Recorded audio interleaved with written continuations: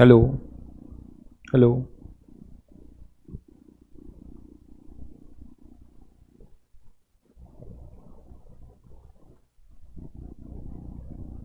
Good evening बच्चों,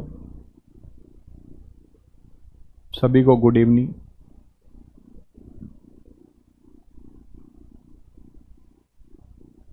Rishabh good evening भाई।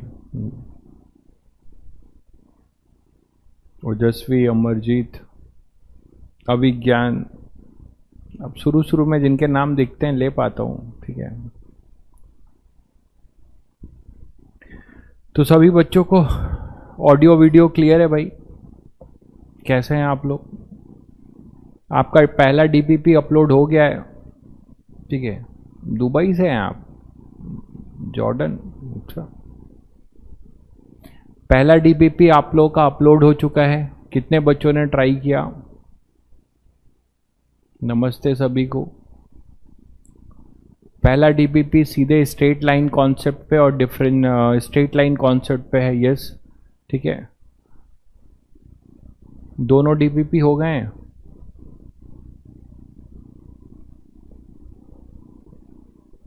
तो कुछ क्वेश्चंस हुए कि नहीं आप लोगों के?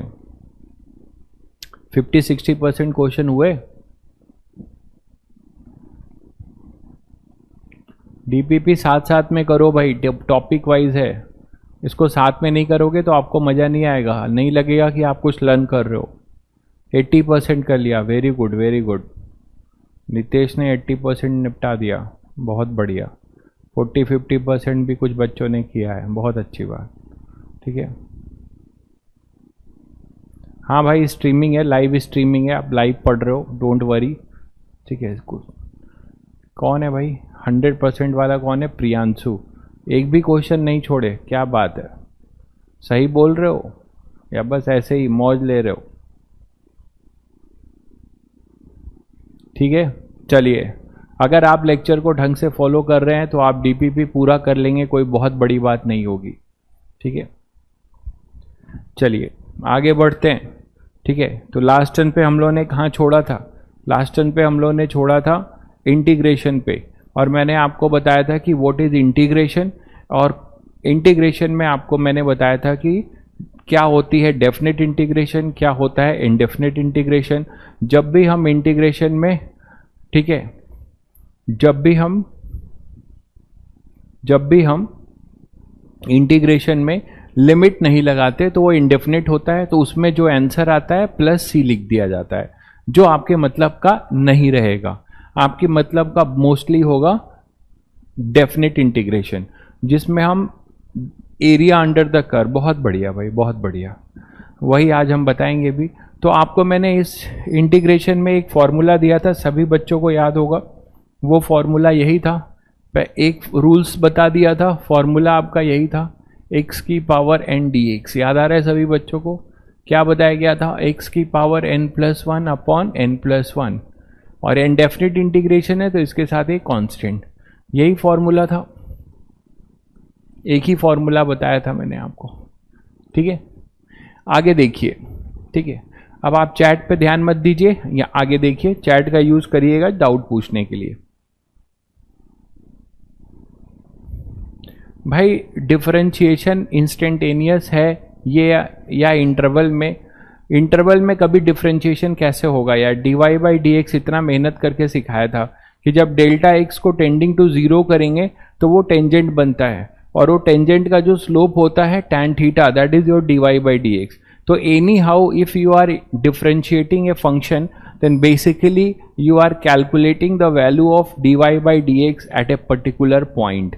तो वो हमेशा इंस्टेंटेनियस रहेगा, ठीक है। नेक्स्ट फॉर्मूला जो तुम्हें ध्यान रखना है, वो फॉर्मूला ध्यान रखना है इसका, e की पावर x dx। खुश हो जाइए, ये भी जो है इंटीग्रेट भी नहीं होता, ना डिफरेंशिएट होता, ये ऐसे ही रहेगा। इंडेफिनेट है तो प्लस c कर देंगे। एक फॉर्मूला आपको और ध्यान रखना है, इंटीग्रेशन ऑफ ln x, ठीक है। ये होगा आपका 1/x, उल्टा है ना। डिफरेंशिएशन ऑफ 1/x क्या होता था? याद करो, डिफरेंशिएशन ऑफ 1/x होता था ln x। तो ln x का जो है इंटीग्रेशन होगा 1/x और प्लस c इसलिए क्योंकि इंडेफिनिट है, लिमिट नहीं लगाया है। एक फॉर्मूला आपको ये ध्यान रखना है, sin x dx, तो sin x का होगा minus cos x plus c, ठीक है। और cos x का आपको ध्यान रखना है, ये हो जाएगा आपका sin x dx, उल्टा है ना। जब आप cos x को डिफरेंशिएट करते थे, तो क्या मिलता था, माइनस sin x। उसी तरह माइनस sin x को इंटीग्रेट कर देंगे तो क्या मिलेगा, ठीक है, मतलब sin x को इंटीग्रेट कर देंगे तो क्या मिलेगा, माइनस cos x, ठीक है। cos x dx से आएगा sin x। बस इतने फॉर्मूले तुम्हें ध्यान रखने हैं, स्टैंडर्ड फॉर्मूले, ठीक है, जिसमें 90% आप इसका यूज करेंगे ऊपर वाले फॉर्मूले का, और कभी अच्छे क्वेश्चन में हम इसका यूज कर सकते हैं, ठीक है। तो सेफ साइड आपको ये ध्यान रखना है,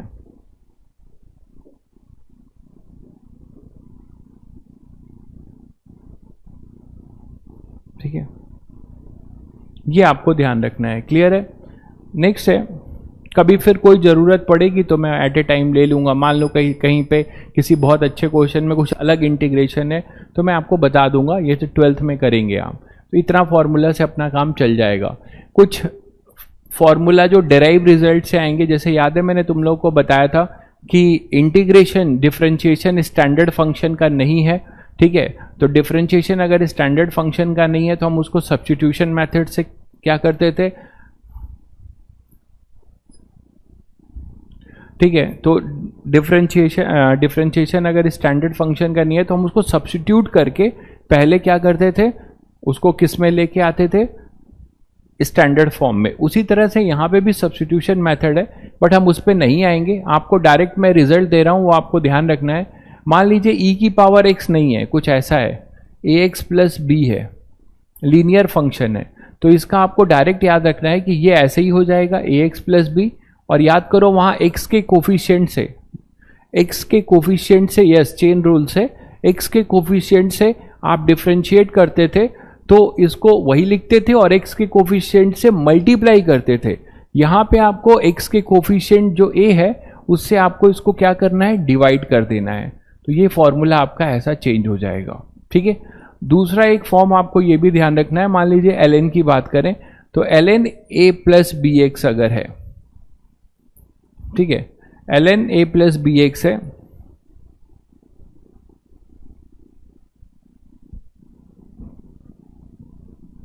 हाँ ये उल्टा लिख दिया है मैंने, dy by D x of ln x होता था 1/x, तो इंटीग्रेशन ऑफ 1/x जो होगा वो अपने पास होगा ln x, उल्टा होगा ना। डिफरेंशिएशन याद करिए, dy by D x of ln x, याद आ रहा है सभी बच्चों को, वो क्या होता था 1/x। इसको जब हम डिफरेंशिएट करेंगे तो ये आएगा, तो इसको इंटीग्रेट करेंगे तो ये आएगा उल्टा, ठीक है। तो यहां पे इसको आप ऐसे लिखें, dx अपॉन x के जगह पे मान लो a प्लस bx है, इसको आप इंटीग्रेट करोगे, ठीक है। यहाँ पे केवल 1/x को इंटीग्रेट करोगे तो क्या आएगा, ln x, ठीक है। इसी तरह से 1/a प्लस bx का टाइप हो तो इसको x की तरह ही ट्रीट करिएगा और यहाँ लिखिएगा ln a प्लस bx, ये तो आ जाएगा।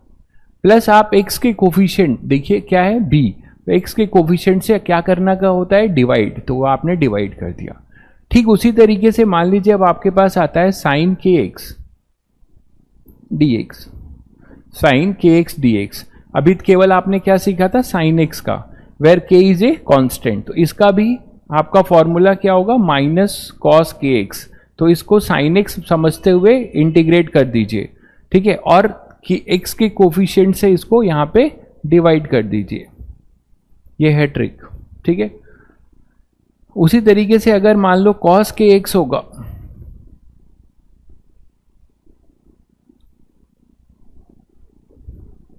cos kx dx होगा,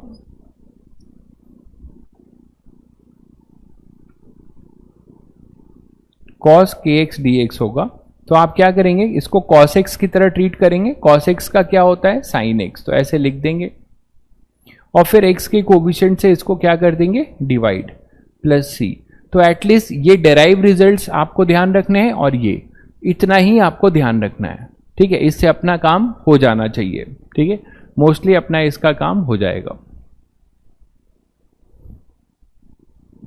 ठीक है। तो 1/x का इंटीग्रेशन आपका ln x होगा, e की पावर x का वही रहेगा, sin x का माइनस cos x का sin x, x की पावर n का ये। और अगर कोई लीनियर फंक्शन वाले हैं तो उसमें जो x का b से डिवाइड क्यों हुआ है, इसका रीजन जानना चाहते हैं आप, तो आपको सब्स्टिट्यूशन मेथड से जाना पड़ेगा। हम उस पर नहीं आते, अननेसेसरी हमारा समय बर्बाद है। आप पढ़ेंगे सब्स्टिट्यूशन मेथड तो आपको क्लियर हो जाएगा। अब आपने पूछ लिया है तो मैं छोड़िए, उस पर नहीं आते हैं, ठीक है। हमें आगे फिजिक्स भी पढ़ना है। अभी आप इतना ध्यान रखिए, सब्स्टिट्यूशन से आपको क्लियर हो जाएगा। यार डीपीपी मेरे पास अभी है नहीं, ठीक है। तो डीपीपी जिस दिन आप बोलना डिस्कशन रख लेंगे तो उस दिन आप डीपीपी के क्वेश्चन नंबर बोलते जाना, मैं डीपीपी के क्वेश्चन यहाँ सॉल्व करता जाऊंगा, ठीक है। तो आपको डीपीपी का टाइम डिस्कशन का बता दूंगा, पहले ही बता दूंगा। तो यहां पर आ गए आप। नेक्स्ट देखिए कि इसी में डेफिनेट इंटीग्रेशन की अगर बात करें तो अभी तो मैंने इनडेफिनेट बताया। अगर डेफिनेट इंटीग्रेशन है और यही हमें इसकी जरूरत पड़ने वाली है तो इसको कैसे हम सॉल्व करते हैं। तो डेफिनेट इंटीग्रेशन को कैसे सॉल्व करते हैं, देखो ज्यादा कुछ नहीं है। f ऑफ x dx कोई फंक्शन है और मान लो इसको मुझे a से b जो है क्या करना है, इंटीग्रेट। अब मैं ये x की कौन सी वैल्यू है, लोअर लिमिट, क्या बोली जाएगी, ये लोअर लिमिट बताया था। x की किस वैल्यू से किस वैल्यू तक मुझे इस फंक्शन को इंटीग्रेट करना है, और ये x इक्वल टू अगर b है तो ये क्या बोला जाएगा, अपर लिमिट, अपर लिमिट। तो इसमें करना कुछ नहीं होता है। मान लो आपने क्या किया, इंटीग्रेशन f ऑफ x का जो dx किया, मान लीजिए इससे कुछ आंसर आया, वो भी x का फंक्शन ही होगा, ठीक है। ये आंसर आया, आपने इंटीग्रेट कर दिया, जो आपने फॉर्मूला सीखा है उससे मान लीजिए आपने क्या किया, इंटीग्रेट कर दिया। इंटीग्रेट करने पे आंसर क्या आया, g ऑफ x। ध्यान से सुनना, तो जब g ऑफ x आया तो आप यहां पे g ऑफ x लिख देंगे। मतलब अभी आपने सिंपली f ऑफ x को इंटीग्रेट किया, अभी इसके लिमिट पे ध्यान नहीं दिया, ठीक है।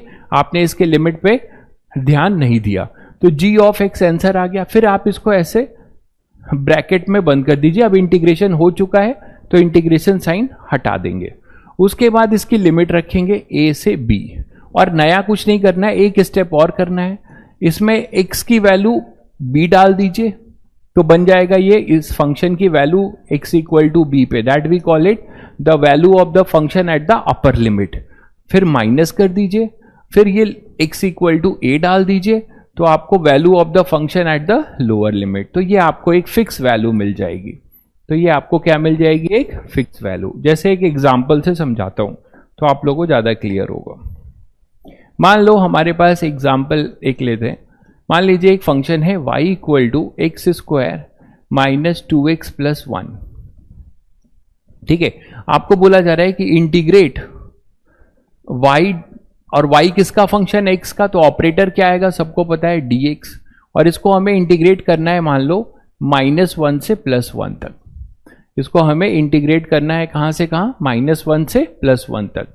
तो -1 is our lower limit and +1 is our upper limit. तो हमें इसको इंटीग्रेट करना है। इसका क्या मतलब हुआ कि x की पहले वैल्यू रख दो, y की, सॉरी y पूरा ये है तो y की वैल्यू रखो,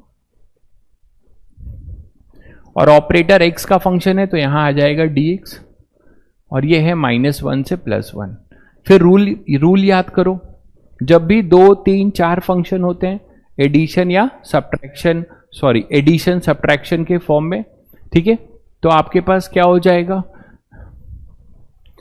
एडिशन या सब्ट्रैक्शन के फॉर्म में होगा तो अलग अलग इंटीग्रेट करते हैं, तो अलग अलग कर दो। ये अभी ऐसे ही लिखते जाओगे, लिमिट को अभी नहीं छुओगे, जब इंटीग्रेशन हो जाएगा तब इसकी जरूरत पड़ेगी, ठीक है।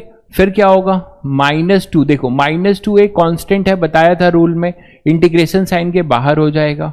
फिर होगा -1 से +1, और यहां आएगा x dx, ठीक है, प्लस ये 1 है वो कांस्टेंट है, वो भी बाहर हो गया, और dx का इंटीग्रेशन -1 से +1। यहां तक सभी बच्चे क्लियर, ठीक है, यहां तक सभी को क्लियर है।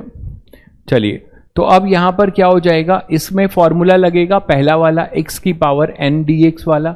यहां पर n की वैल्यू क्या है 2, तो यहां पे क्या इंटीग्रेट करो इसको फॉर्मूला लगा के, ये वाला फॉर्मूला लगा के इंटीग्रेट करो। इसे इंटीग्रेट कर दो तो क्या आएगा, x की पावर 2 प्लस 1 अपॉन 2 प्लस 1। बोलो भाई, अब इंटीग्रेशन हो गया, इंटीग्रेशन साइन हटा दोगे, यहां आएगा -1, यहां आएगा +1। ठीक उसी तरीके से -2, यहां पे n की वैल्यू कुछ नहीं है, मतलब क्या है 1, तो क्या आ जाएगा x n 1 plus 1 upon 1 plus 1, तो ये हो जाएगा -1 से +1। ठीक उसी तरह से याद करो मैंने क्या बताया था, dx, छोटे छोटे कई सारे dx को इंटीग्रेट करेंगे।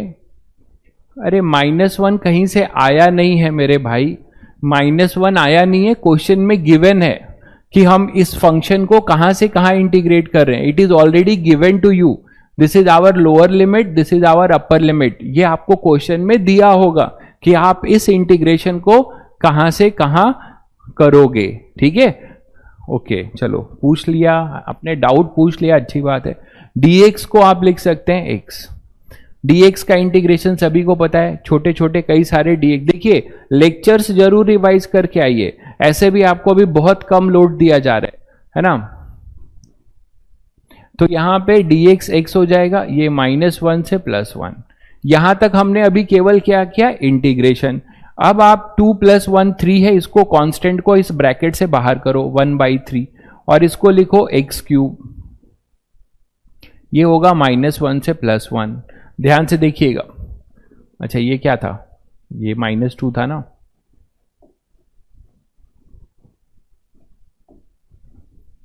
तो यहां पे फिर -2 और ये 2, देखो 1 + 1 2, ये कट जाएगा। ठीक है, तो यहां 1 हो जाएगा, मतलब कुछ भी नहीं रहेगा। ये 2 और ये 2 कैंसिल हो गया, अरे भाई, तो ये 2 और ये 2 कैंसिल हो गया, तो यहां कुछ भी नहीं रहेगा। अब बचा क्या हमारे पास, x², फिर क्या होगा लिमिट -1 से +1। ये सब अगर आपको नहीं आता तो आप एक भी क्वेश्चंस नहीं कर पाएंगे काइनेमेटिक्स के, एक भी, नॉट ए सिंगल वन। ठीक है, तभी इतनी मेहनत करके आपको मैथ्स पढ़ाया जा रहा है। जो बच्चा ये बेसिक्स पे नहीं ध्यान देगा, बेसिक मैथ्स पे, उसको लगेगा कि सर तो अभी फिजिक्स पढ़ा ही नहीं रहे हैं, अभी ऐसे ही चलने दो, तो बहुत ज़्यादा घाटे में रहेगा वो। फिर उसका यही होता है कि इंटरेस्ट खत्म होता जाएगा। और शुरू में ही आपने अच्छे से मेहनत कर ली, आपने कुछ अच्छे से इंटरेस्ट डेवलप कर लिया, आपको सब बढ़िया लगने लगेगा। प्लस x -1 से +1। ठीक है, अब देखो क्या बताया था, इस फंक्शन की वैल्यू, यहां देखो अपर लिमिट पे वैल्यू माइनस लोअर लिमिट, यही तो सिखाया गया है, अपर लिमिट पे वैल्यू माइनस लोअर लिमिट पे। तो अब आप क्या हो जाएगा 1/3, x में क्या लिखोगे, x के अपर लिमिट पे वैल्यू रखो, क्या होगा, x की यहां पे वैल्यू रखोगे 1, तो क्या आएगा 1³ माइनस ऑफ फिर -1³। मैं एक एक स्टेप कर रहा हूं, कुछ भी डायरेक्ट नहीं कर रहा हूं कि आपको प्रॉपर समझ में आ जाए। यहां पे x की वैल्यू मैंने अपर लिमिट 1³ डाला, 2 कहां गया, 2 इससे कट गया भाई, ये जो फॉर्मूला लगाया आपने, ये 2 और ये 2 और ये 2 कैंसिल हो गया, तो यहां पर आपके पास क्या हो जाएगा, ये आ गया, फिर माइनस, फिर इसकी अपर लिमिट पे वैल्यू क्या होगा बताओ 1², फिर माइनस ऑफ इसकी लोअर लिमिट पे वैल्यू, x की वैल्यू कितनी है -1, उसका स्क्वायर, ये आ गया, प्लस x की वैल्यू 1 पे कितनी हो जाएगी भाई, वो हो जाएगी 1, फिर माइनस ऑफ x की वैल्यू -1 पे, यहां -1 रख दिया। ये बात समझ में आई कि नहीं सभी बच्चों को? ठीक है, मैंने बताया आपको कि 2 कट गया है भाई, 2 कट गया है, ये 2 इस इंटीग्रेशन वाले 2 से कट गया है। अब आप इसको सॉल्व कर लीजिए, तो 1/3, 1³ इज योर 1, -1³ इज योर -1, तो +1, माइनस, यहां आ जाओ, इस ब्रैकेट को सॉल्व करो, तो 1 - 1, तो ये तो 0 हो जाएगा, ये समझ गए सभी बच्चे, इसका इंटीग्रेशन। ठीक है, उसके बाद यहां पे क्या हो जाएगा, 1 माइनस ऑफ माइनस, तो ये हो जाएगा 2। इस इंटीग्रेशन इस वाले ब्रैकेट की वैल्यू हो जाएगी 2, इसकी 0 और इसकी 2, और ये 1/3 था। ठीक है, ये अपना 1/3 था। तो finally what is your answer? आपका आंसर क्या आता है? 2/3 माइनस 2, यही आएगा। मतलब ये नेगेटिव कैसे आ रहा है यार? एरिया कुछ गड़बड़ हुआ है। एरिया कभी नेगेटिव तो आ नहीं सकता, -1 है। हाँ ठीक है, -1 से +1 बोला है मैंने ना, ऐसा तो नहीं कि ये 1 पे एग्जिस्ट ही नहीं कर रहा है इसकी वैल्यू। ये परफेक्ट स्क्वायर ही तो दिया है, x - 1 = 0, तो इसके रूट्स होंगे 1 पे। पैराबोला ओपनिंग अपवर्ड होगा। ये थोड़ा वही चीज़ है। इसमें हो क्या रहा है आप समझ रहे हैं? +2 होगा। कहाँ पे +2 होगा भाई? ये तो ठीक है, ये 0 हो गया और यहाँ पे ये +2 है, ठीक तो है? तो +2 होगा। हाँ सही कह रहे हो, +2 होगा बिल्कुल। ये माइनस वाला तो 0 हो चुका है ना, तो यहाँ पे 3 × 2 = 6 और 8/3 स्क्वायर यूनिट। क्या बोलेंगे? 8/3 स्क्वायर यूनिट। आप बोलोगे सर इसको स्क्वायर यूनिट क्यों बोल रहे हो? क्योंकि आप जो देखोगे कि ये जो डेफिनेट इंटीग्रेशन है वो आपको आगे बताएगा इसका मीनिंग। ये एरिया अंडर द कर्व होता है। किसी कर्व के एरिया की बात करते हैं, उस पर हम अभी आएंगे। तो आपको मैंने एक बेसिक एग्जाम्पल से ये सिखाया कि डेफिनेट इंटीग्रेशन अगर है तो कैसे करना है। ठीक है, ये क्लियर है? पहले इंटीग्रेट कर देंगे, उसके बाद अपर लिमिट पे वैल्यू निकालेंगे माइनस लोअर लिमिट पे, फिर सॉल्व कर लेंगे। एक क्वेश्चन और करते हैं, इसमें आगे बढ़े। 2 बार माइनस क्यों लगेगा? 2 बार माइनस इसलिए लगेगा क्योंकि तुम यहां ध्यान नहीं दिए हो। जब भी हम इसकी वैल्यू निकालते हैं तो फंक्शन की वैल्यू अपर लिमिट, ये फॉर्मूला है डेफिनेट इंटीग्रेशन को सॉल्व करने का, ये फॉर्मूला है। तो फंक्शन की वैल्यू अपर लिमिट पे, फिर माइनस फंक्शन की वैल्यू लोअर लिमिट पे। तो यहां आ जाओ, जैसे ये x² था तो x² की वैल्यू यहां 1 लिखा अपर लिमिट, फिर फॉर्मूला क्या होगा? माइनस, और यहां x की वैल्यू फिर से -1 है, इसीलिए -1 डाला है। एक फॉर्मूला वाला माइनस और एक x का माइनस। ठीक है, चलिए तो एक क्वेश्चन और करते हैं, ये आप लोग करोगे।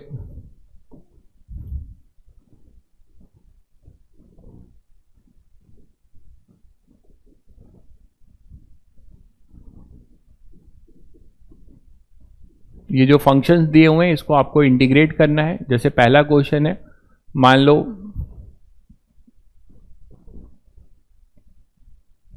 x की पावर 3/2 dx, और इसे आपको 0 से 1 तक इंटीग्रेट करना है। क्या होगा इसका आंसर आपको बताना है। नेक्स्ट है 1/√x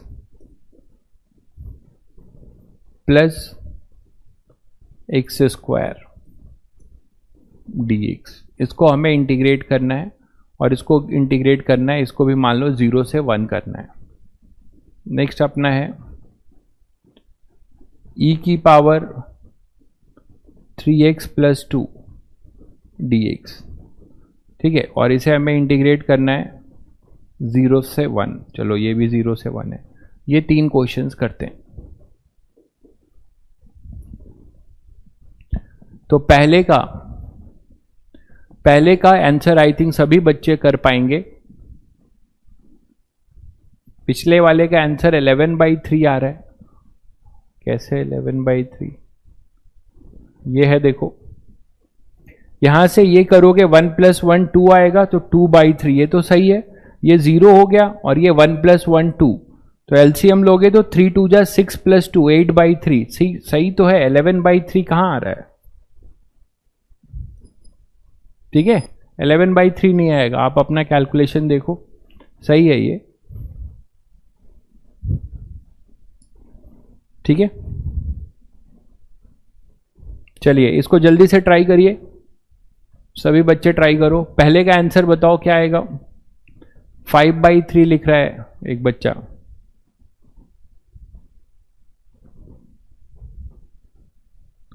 1 होगा आंसर। कुछ लोग 1 लिख रहे हैं, कुछ 5/3 लिख रहे हैं, सब 2/3 लिख रहे हैं। चलो बहुत अलग अलग आंसर आ रहे हैं। बड़ा इजी क्वेश्चन दिया था मेरे भाई, इसको तो कर लेते। देखो ये डायरेक्ट फॉर्मूला बेस है, इसमें n की वैल्यू, ये n की वैल्यू कितनी है 3/2। फॉर्मूला ये वाला लगाओ, x की पावर n+1 अपॉन n+1 लग जाएगा। क्या आ जाएगा बताओ, 3/2 + 1 अपॉन 3/2 + 1। यही तो किया होगा आप लोगों ने।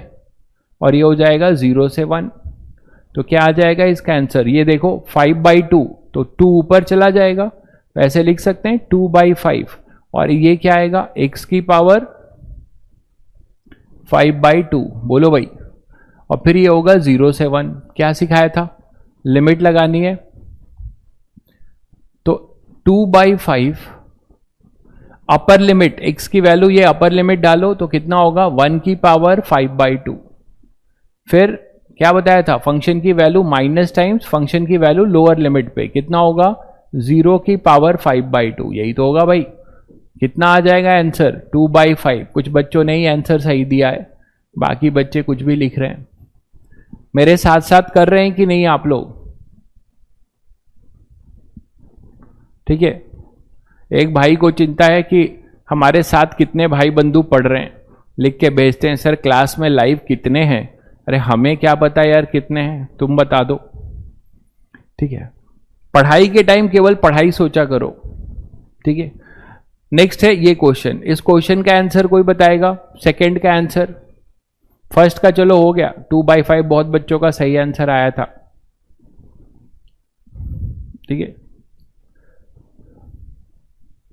नहीं कौन बच्चा है भाई हर चीज में लिख देता है 2/5 कैसे आया, हर चीज में कैसे आया लिख रहा है। अरे फॉर्मूला लगाया भाई, यहां पे सामने लिखा हुआ है, साथ में बैठ के करो ना भाई हर्ष। ठीक है, अभी अभी तो बताया। n की वैल्यू इतना भी नहीं कर पा रहे हो क्या, n की वैल्यू 3/2 है तो ये भी सिखाऊं 3/2 + 1 क्या होता है 3/2। ये फॉर्मूला अभी भी तो बताया गया। ध्यान दो बेटा बोर्ड पे, तुम्हारे साथ के ही लोग फटाफट कर रहे हैं अभी। नेक्स्ट क्वेश्चन का आंसर बच्चे बता रहे हैं 7/3। ठीक है, चलो देखते हैं। तो पहले तो इसको इस फॉर्म में बनाओ। यहां पे x की वैल्यू क्या है, तो इसको हम ऐसे लिख सकते हैं थोड़ा सा, 0 से 1, x की पावर 1/2 को ऊपर ले गए, x की पावर -1/2 प्लस x², और ये हो जाएगा dx। रूल के अकॉर्डिंग इसको हम अलग अलग इंटीग्रेट कर सकते हैं भाई, अलग अलग इंटीग्रेट कर दो। 0 से 1, x की पावर -1/2 dx। जब यहाँ पे सॉल्व हो रहा होता है तो ध्यान दिया कीजिए, तो आपको बार बार ये नहीं पूछना पड़ेगा सर कैसे आया। 0 से 1, और साथ साथ में मेरे साथ पेन कॉपी में करिए। ठीक है, अगर आप सोकर या लेट कर वीडियो देख रहे हैं केवल, तो आई थिंक वो पढ़ाई पूरी वेस्टलेस जा रही है आपकी। x की पावर -1/2 dx प्लस अलग अलग करना है तो x² dx, ये हो गया। अब यहाँ पे n की वैल्यू है -1/2, यहाँ पे n की वैल्यू है 2। बस फॉर्मूला पुट कर दो, ये कितना आ जाएगा भाई, यहां से आ जाएगा x की पावर, एक एक स्टेप लिख रहा हूं यार, हैं उसके बाद भी बोलते हो कैसे आया। एक एक स्टेप लिख रहा हूं, एक एक स्टेप, जिससे कि आपको दिक्कत ना हो। इसका मतलब आप बिल्कुल बोर्ड पे ध्यान नहीं दे रहे हो। कोई ऐसी बात होती तो 2 बार 3 बार समझाया जाता। ये तो बहुत सिंपल है, इसको फॉर्मूले में पुट करके सॉल्व करना है। प्लस क्या हो जाएगा, x की पावर 2 + 1, 0 से 1, यहां पे भी होगा 2 + 1। एक एक स्टेप इसलिए लिखा जा रहा है। ठीक है,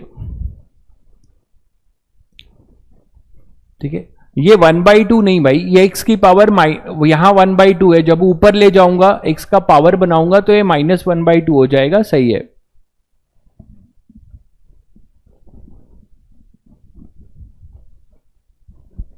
ठीक है, क्लियर है सभी बच्चों को? एक बच्चा सेंटी हो गया, कह रहा है सर मैं सो के नहीं देखता हूं। बहुत अच्छी बात है, सेंटी मत हो बेटा, पढ़ाई करो। तो यहां पर आपके पास क्या हो जाएगा, अब इसको करोगे तो इसको करने के बाद क्या होगा, ये देखो -1/3 + 2 कितना हो जाएगा 3, 2 आ जाएगा इधर पे और 3, तो 3 ऊपर चला जाएगा तो क्या होगा 3/2। 3/2। ये सब तुम्हें मेरे साथ खुद करना है। 3/2 तब कॉन्फिडेंस आएगा। अब यहां पे क्या होगा बताओ, x की पावर यहां पे देखो ये 3 है और यहां -1 है, तो क्या आ जाएगा, x की पावर यहां पर कितना आ जाएगा बताओ, 2/3, और ये हो जाएगा 0 से 1, प्लस ये देखो 2 + 1 3, तो 1/3 बाहर ले लो और यहां x³ हो जाएगा 0 से 1।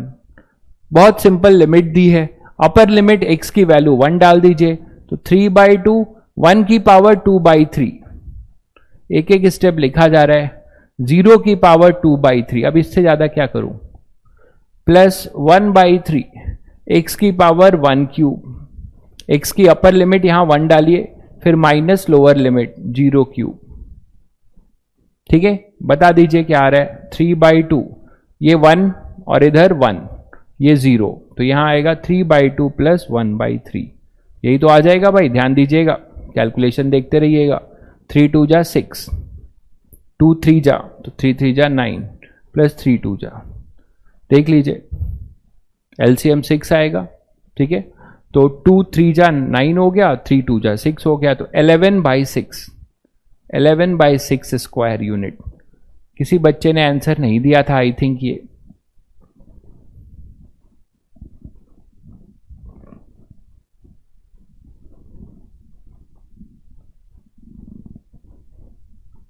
1/3 गलती है। कौन सा 1/3 गलत है,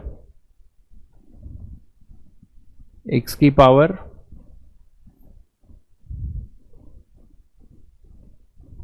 अच्छा ये कह रहा हो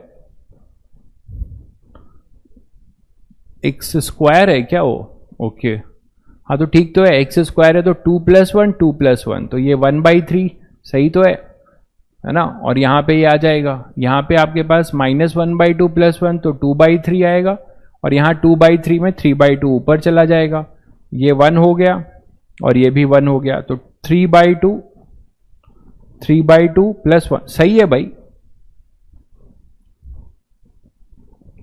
x की पावर 1/3 वाला कहां गलत है, कौन सा कह रहे हो, ये x की पावर 1/3 वाला क्या गलत है, अच्छा अच्छा समझ गया, ये मैंने पहले ही इंटीग्रेट कर दिया है, बिल्कुल ये मैंने पहले ही इंटीग्रेट करके फिर इंटीग्रेट कर दिया, 2 बार इंटीग्रेट कर दिया, बिल्कुल सही कह रहे हैं।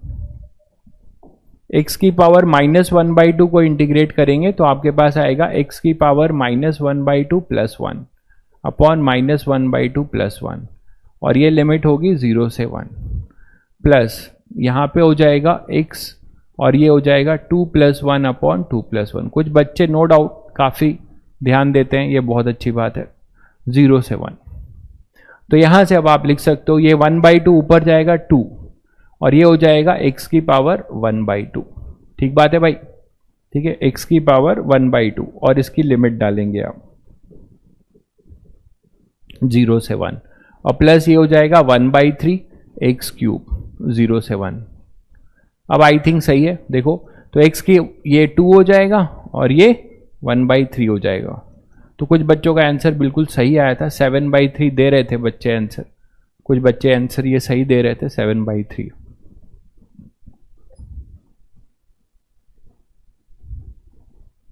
अभी तक इस क्लास में भाई आदित्य बहुत कुछ हुआ है, आप वीडियो देख सकते हैं, 3 या 4 क्लास हुआ है, उसमें स्ट्रेट लाइन पैराबोला का ग्राफ बताया है मैंने, डिफरेंशिएशन बताया, इंटीग्रेशन, मतलब बेसिक मैथमेटिक्स लगभग खत्म होने को है, आप वीडियो देख लीजिएगा। तो यहां पर ये आ जाएगा, ये सभी का क्लियर है। इसका आंसर तो बता दो, ये तो बताओगे इसका आंसर, जल्दी बताओ इसका आंसर, ये सभी बच्चे शायद बता पाएंगे, शायद टाइप नहीं कर पा रहे हो अलग बात है, कर तो लिए होंगे। एक बच्चे ने पूरी वैल्यू ही निकाल दी, क्या बात है, 49.547, डरा रहे हो यार तुम, कौन है ये 49.57, सीधे खटाखट कैलकुलेटर लेके बैठा है बच्चा। e की पावर 5 - e²/3, चलो हाँ ये सही है, तुम लोग बहुत तेज हो यार। तो यहां पर क्या हो जाएगा, इसको इंटीग्रेट करोगे तो बताया था e की पावर ax + b का इंटीग्रेशन, इसको x मान के करिए तो इसका इंटीग्रेशन एज इट इज होगा, e की पावर 3x + 2 ही होगा। ठीक, और क्या बताया था रूल, एक्स का जो कोफिशिएंट है उससे इसको डिवाइड करने का, भूलना मत, और फिर ये 0 से 1, तो क्या हो जाएगा अपना 1/3 बाहर करो, इसकी लिमिट लो, इसकी लिमिट अपर लिमिट, तो e की पावर क्या हो जाएगा 3 × 1 + 2, ऐसा ही तो होगा, x की वैल्यू 1 डाल दी, माइनस लोअर लिमिट पे वैल्यू, लोअर लिमिट पे वैल्यू जो है तुरंत बच्चे को 0 लिख देते हैं, तो क्या हो जाएगा x की वैल्यू यहां पे 0 करो, तो 3 × 0 + 2, यही तो होगा, क्या आ जाएगा आपके पास e की पावर 5, e की पावर 5, एक बच्चे ने बिल्कुल सही आंसर दिया था, और यहां पे आएगा e² अपॉन में 3, ये आंसर होगा। ठीक है, कुछ बच्चे ने इसका वैल्यू भी निकाल दिया था, बहुत तेज है वो, हमें भी डरा रहे हैं। तो e की पावर 5 माइनस e² 3, ठीक है। आज की क्लास में यही हो रहा है यार, अभी जैसे स्टार्ट ही हुआ है। कहाँ चले गए थे तुम? आज मेला घूमने गए थे क्या? इंटीग्रेशन की प्रैक्टिस करा रहा हूं और कुछ नहीं, डेफिनेट इंटीग्रेशन की। तो आई थिंक अब बच्चे सभी कंफर्टेबल है, ठीक है, इंटीग्रेशन मार देंगे। एक क्वेश्चन और देता हूं, कर लो, जल्दी से करके बताना, एकदम सही बताना।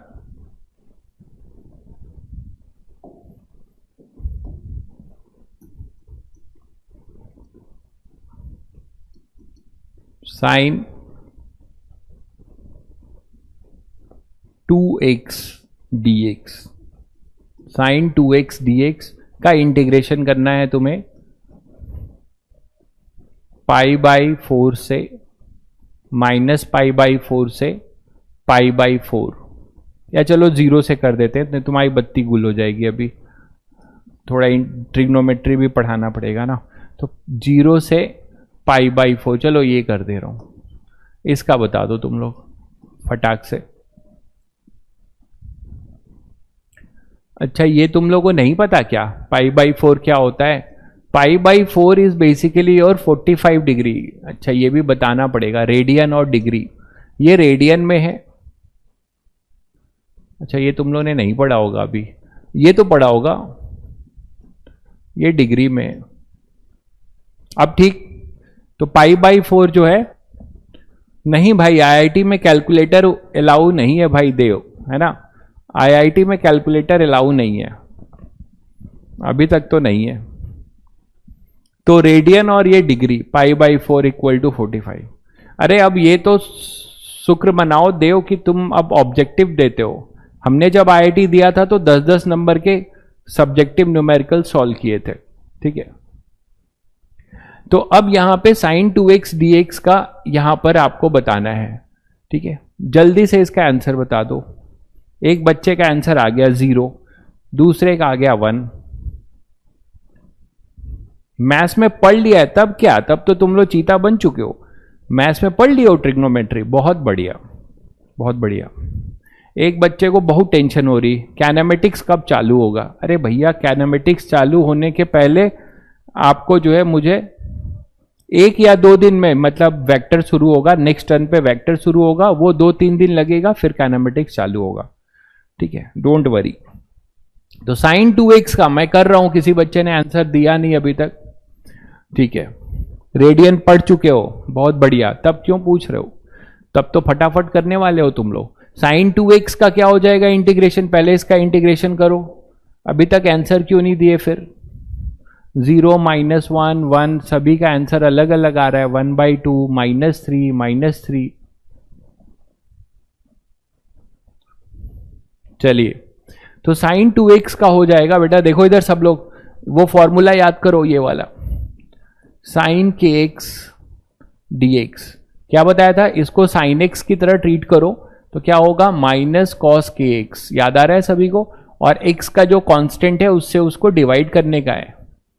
अब तो कर दो, बहुत बच्चों का अब आंसर कुछ आने लगा। तो sin 2x का हो जाएगा -cos 2x, मानते हो कि नहीं?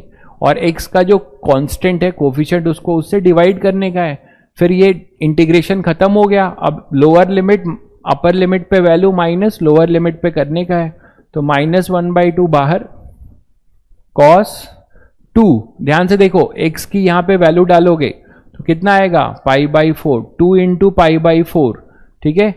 अगर अभी नहीं पढ़ा तो परेशान मत होना, आगे आपको बताया जाएगा। cos x की वैल्यू फिर 0 डालो तो क्या हो जाएगा cos 0, 2 इंटू 0 0, तो क्या आ जाएगा बताओ। cos ये 2 से 2 कैंसिल करो तो π/2 आएगा। सभी बच्चे जानते हैं क्या cos π/2 क्या होता है, वो 0 होता है, क्योंकि π/2 का मतलब 90 डिग्री, तो cos 90 डिग्री सभी लोग जानते हो क्या होता है, 0 होता है। आई थिंक पढ़ा होगा तुम लोगों ने। तो यहां पे ये 0 हो गया, तो ये 0 हो गया, ठीक है। और फिर माइनस cos 0 क्या होता है, cos 0 होता है 1 +1, तो यहां पे आ जाएगा +1। तो यहां से माइनस माइनस प्लस और ये 1/2, तो फाइनल आंसर आएगा 1/2।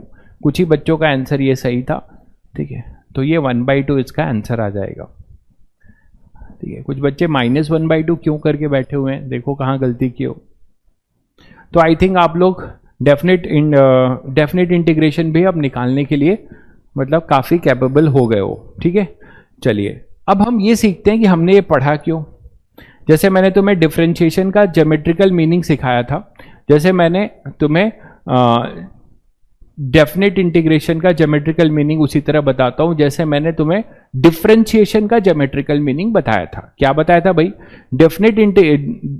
डिफरेंशिएशन का ज्योमेट्रिकल मीनिंग क्या बताया था कि किसी भी कर्व पे क्या करने का है, टेंजेंट खींचने का है, और जो टेंजेंट का स्लोप है वही उसका dy/dx, मतलब उस पॉइंट पे जो आप टेंजेंट खींच रहे हो उस पे उस टेंजेंट की जो स्लोप की वैल्यू होगी वही जो है उस कर्व का डिफरेंशिएशन होगा उस पॉइंट पे, है ना। तो इसी तरीके से अब हम डेफिनेट इंटीग्रेशन करते हैं, उसका ज्योमेट्रिकल मीनिंग देखते हैं कि what is the geometrical meaning of definite integration.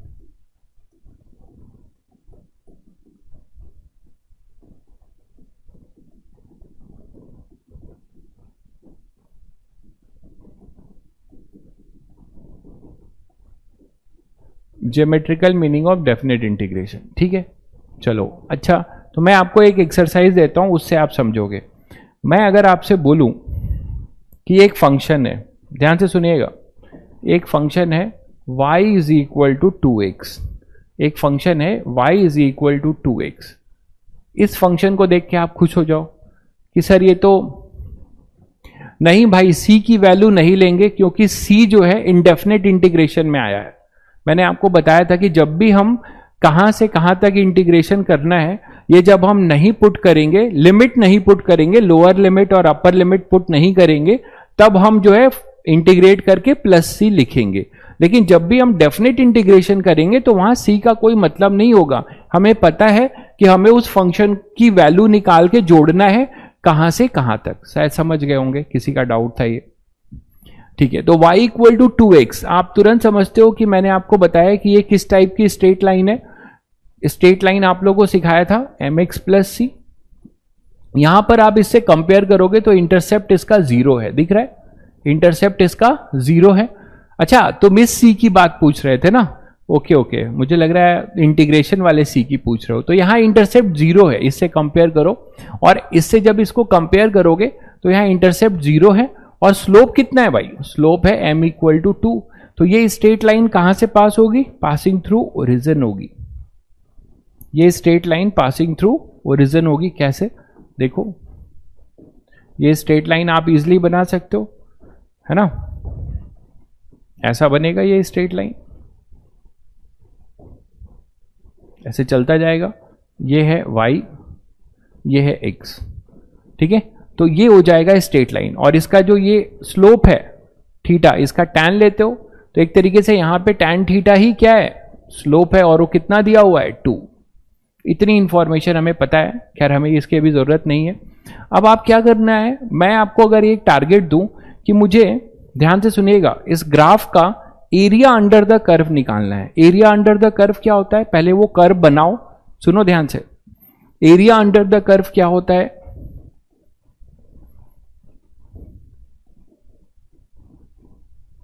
मतलब एक कर्व बनाइए। वो कर्व किसी भी शेप का हो सकता है, मान लो जैसे मैंने एक ऐसा कर्व बना दिया, ये लो, ठीक है। और इसकी जो लोअर लिमिट थी x की वो x1 थी, xi थी, और इसकी अपर लिमिट जो आप इंटीग्रेट करते हो x equal to x final थी। अब ये y वर्सेज x का ये कर्व है, ये y as a function of x है। अब एरिया अंडर द कर्व का ये मतलब होता है कि आपने डेफिनेट इंटीग्रेशन को जहां से जहां तक इंटीग्रेट किया, तो वहां से आपने इंटीग्रेट किया इसको, तो ये वैल्यू आप ऐसे एक परपेंडिकुलर ड्रॉप कर दो, यहां भी एक परपेंडिकुलर ड्रॉप कर दो। ओके, इस पे अभी आते हैं। और अब आपको इस शेडेड पोर्शन का, ये जो शेडेड पोर्शन दिख रहा है, इसका आपको एरिया निकालना है। कैसे निकालोगे इसका area? It is a very challenging task, no doubt, क्योंकि ये कोई डेफिनेट फिगर तो नहीं है ना। तो इसका हम एरिया कैसे निकालें, इस पे अभी हम आते हैं। लेकिन आपको ये क्लियर हुआ कि what is area under the curve.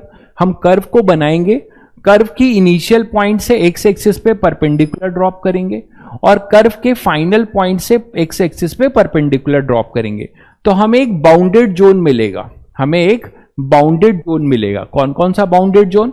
ये परपेंडिकुलर, ये परपेंडिकुलर, ये एक्स एक्सिस का ये पोर्शन और ये graph. This is your bounded zone and this is called area under the curve. इसी को हम कहते हैं एरिया अंडर कर्व। तो इसी को हम कहेंगे एरिया अंडर द कर्व। ठीक है, तो मैं आपसे इस ग्राफ में पूछना चाह रहा हूं कि ये कौन सा ग्राफ है? y equal to 2x। जैसे ये ग्राफ मैंने कुछ जनरल बनाया, इसी ग्राफ को मैं यहां बना रहा हूं। तो ये स्ट्रेट लाइन है, ठीक है। तो अब अगर आपने स्ट्रेट लाइन बना दिया, आपसे पढ़कर सब हलवा लगता है, थैंक यू भाई, ऐसी बात है तो अभी नहीं, अभी तो कुछ नहीं है। जिस दिन आप अपने से इरोडोफ लेवल के सवाल जो है करने लगोगे, उस दिन मैं बोलूंगा कि मेरा पढ़ाना फायदेमंद है। तो y इक्वल टू 2x। तो यहां पर आपके पास क्या है कि आपसे मैं बोल रहा हूं कि मुझे इसका एरिया चाहिए, एरिया अंडर द कर्व। इस कर्व का हमें एरिया निकालना है। कहां से कहां? वो दिया जाएगा x equal to 0 to x equal to 2। तो x इक्वल टू 0 ये है, x इक्वल टू 0 पे y कितना है? देखो x इक्वल टू 0 पुट करोगे, x इक्वल टू 0 पुट करोगे तो y भी अपना 0 होगा। तो ये 0,0 हो गया। अच्छा, अब आपको बोला जा रहा है 0 से 2, यहां कहीं 2 होगा, x इक्वल टू 2। तो 2 पर x इक्वल टू 2 करो तो y की वैल्यू कितनी आ जाएगी? 2 इंटू 2 4, मतलब यहां पे y की वैल्यू होगी कहीं पे ये 4। तो ये होगा कोऑर्डिनेट 0,4, ये होगा 2। अब आपको पूरे लाइन में पूरा एरिया नहीं निकालना है, दिया हुआ है कि कहां से कहां एरिया निकालना है। तो आपको एरिया निकालना है केवल ये। क्या होगा इसका area under the curve? Lower limit तो ओरिजिन ही है, अपर लिमिट ये फाइनल वैल्यू है, इससे आपने एक परपेंडिकुलर ड्रॉप कर दिया। तो आपका बाउंडेड जोन क्या बना? ध्यान से देखो, इतना कर्व, ये एक्स एक्सिस और ये परपेंडिकुलर, तो ये बाउंडेड जोन बना और ये मिला तुम्हें एरिया अंडर द कर्व। ध्यान से देखिएगा, ये मिला तुम्हारा एरिया अंडर द कर्व। तो आप बोल सकते हो कि इसका एरिया अंडर द कर्व आप देखकर खुश हो जाओगे कि सर ये तो बहुत आसान है, ट्रायंगल का एरिया है, बचपन से करते आए।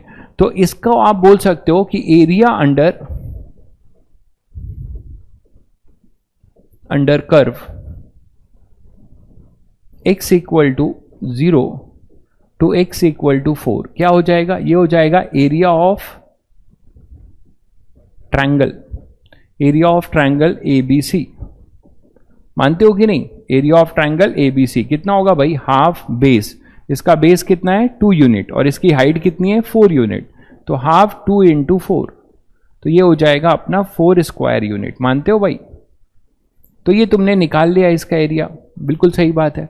ठीक है, अब बोलोगे सर इससे कहां पता चलता है कि हमारा definite integration area under the curve देखता है? इसको मैं बहुत इजीली प्रूफ करके दिखा देता हूं। अगर मैं आप इसी फंक्शन को बोलूं कि इसको तुम इंटीग्रेट कर दो, इसी फंक्शन को मैं आपसे बोलूं कि इसे आप क्या करो? इंटीग्रेट कर दो। मैं आपको एक क्वेश्चन दूं दूसरा, आप ऐसे सोचो कि 2x dx, इसको इंटीग्रेट करो 0 से 2। जरा इंटीग्रेट करके देखो क्या मिलेगा तुम्हें। इसको तुम इंटीग्रेट करोगे, इसी फंक्शन को आप इंटीग्रेट कर दो, कहां से कहां? 0 से 2 तक, तो आपको वही चीज मिलेगी। क्या मिलेगा आपको? देखिए 2 इधर हो गया, ये इंटीग्रेट करो 0 से 2 x dx, तो क्या मिलेगा आपको 2 और x स्क्वायर बाई 2, इसका इंटीग्रेशन होगा x स्क्वायर बाई 2 और लिमिट कहां से कहां होगा 0 से 2।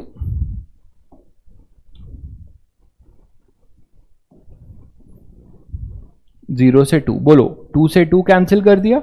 अपर लिमिट कितनी है भाई 2 स्क्वायर, लोअर लिमिट 0 स्क्वायर। देखिए क्या मिला, इसको इंटीग्रेट करने पे भी, इस फंक्शन को इंटीग्रेट करने पे भी 4 स्क्वायर यूनिट मिलता है, और इसको हमने ग्राफ प्लॉट करके इसका एरिया निकाला, वही मिलता है। क्या समझा आपने इससे?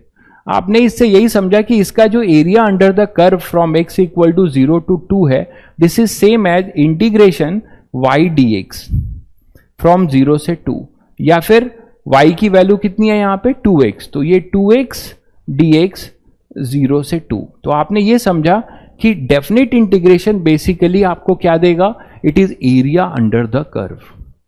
आप बोलोगे सर फिर इतना करने की क्या जरूरत है, हम तो ट्रायंगल बना के निकाल लेंगे। अरे भाई इधर आ जाओ, ये देख लो जरा, इसको भी देख लो, ये तुम्हारा वेट कर रहा है।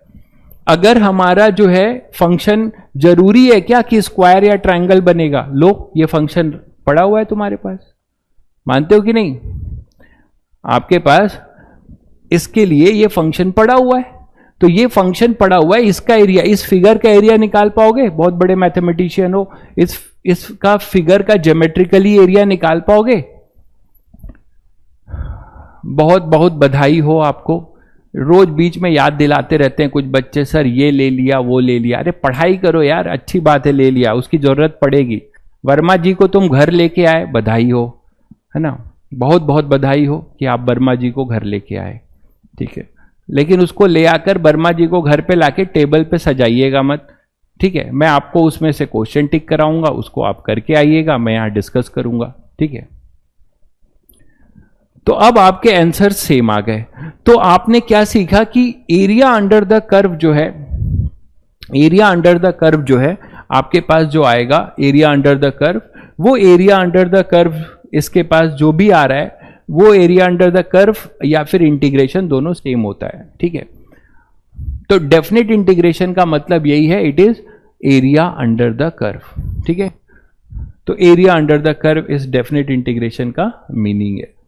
चलिए, तो आपने सीखा कि मुझे अगर स्टैंडर्ड कर्व होगा, लीनियर फंक्शन खासकर, ठीक है, वेक्टर आज शुरू नहीं होगा, आपका जो है लीनियर फंक्शन अगर आपके पास है, तो लीनियर फंक्शन के लिए तो आप ग्राफ से एरिया निकाल लेना, इंटीग्रेट करने की जरूरत नहीं है। लेकिन अगर कोई आर्बिट फंक्शन है, इसका इंटीग्रेशन आप निकाल सकते हो। जैसे मैं तुम्हें एक कर्व दूं ऐसा, बच्चे यार आप लोगों को कितनी बार तुम लोगों को समझाओ, तुम लोग अभी अपनी आदत खराब मत करो, ठीक है। कई बार समझाया कि जब पढ़ रहे होते हो तो बिल्कुल पढ़ाई पे फोकस करो, आप चैट में केवल डाउट पूछिए, है ना, या मैं कुछ गलत करता हूं या कुछ आपको लगता है वो बता सकते हैं, कुछ सिली मिस्टेक हो रहा है, ठीक है। लेकिन आप फालतू की चीजें मत करिए अभी, ठीक है, जिसमें आप मुझे हालचाल ले रहे हैं, बातें कर रहे हैं।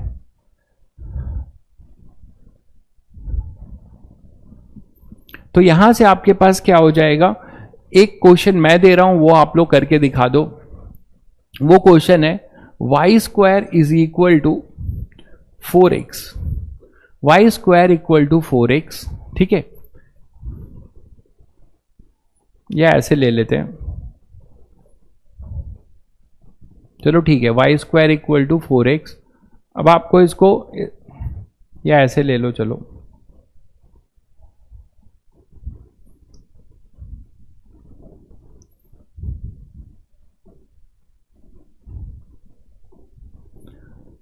X square is equal to 4y, ठीक है। Find area under the curve, area under the curve from, बहुत बड़ी बड़ी बातें सीख रहे हो। आपको जिस बच्चे को इन सब चीजों की वैल्यू पता होगी, ये बंटी कौन है यार, ये क्या गलत गलत लिखे पड़ा है ये बंटी, बता दो भाई बंटी, बंटी जी बताइए भाई क्या गलत है, मिस्टर बंटी बताइए क्या गलत है भाई। केवल यही लाइन लिखना आता है क्या बंटी जी? गलत है। Find area under the curve from x equal to 0 to x equal to 2। जल्दी से इसका आंसर बताइएगा। आपका मैं थोड़ा हेल्प कर दे रहा हूं, हेल्प ये कर दे रहा हूं कि इसका ग्राफ अगर बनाएंगे आप, ठीक है,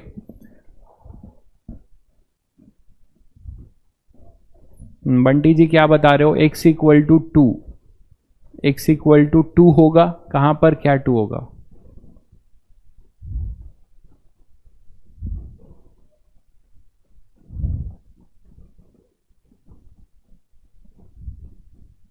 अच्छा, कर्व की स्पेलिंग गलत है। अरे बहुत सही अंग्रेज बंटी जी, चलिए थैंक यू।